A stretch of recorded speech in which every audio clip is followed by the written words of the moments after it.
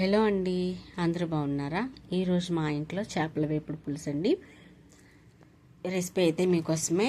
ఎవరైనా ట్రై చేయొచ్చు, చాలా టేస్ట్ అయితే అదిరిపోతుంది. మేమైతే 12 kg ఫిష్ని వాటర్ తీసుకున్నామండి. ఆ ముక్కలన్నీ చక్కగా క్లీన్ చేసుకొని ఉప్పు కారం యాడ్ చేసుకొని ఒక ప్యాన్ పెట్టుకొని ప్యాన్లో మస్టర్డ్ ఆయిల్ వేసుకొని చేప ముక్కలన్నీ కూడా ఫ్రై చేసుకోండి.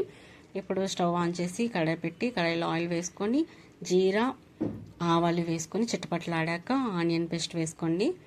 ఆనియన్ పేస్ట్ వేసాక చిల్లీ కరివేపాకు కూడా వేసుకొని ఒకసారి బాగా మిక్స్ చేసుకోండి. అది కొంచెం దోరగా వేయించినాక టమాటో ప్యూరీని కూడా వేసి బాగా ఒకసారి కలుపుకోండి.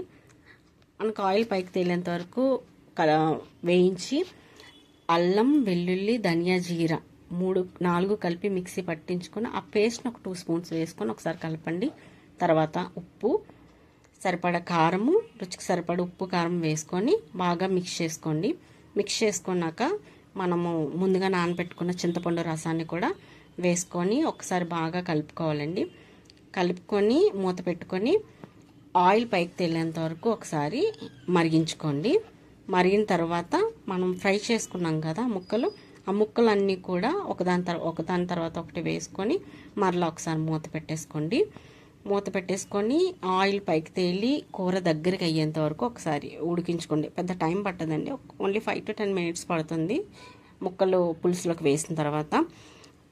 చూడండి, చూడటానికి ఎంత బాగా ఉంది కదా, చూస్తుంటే నోరు ఊరుతుంది కదా.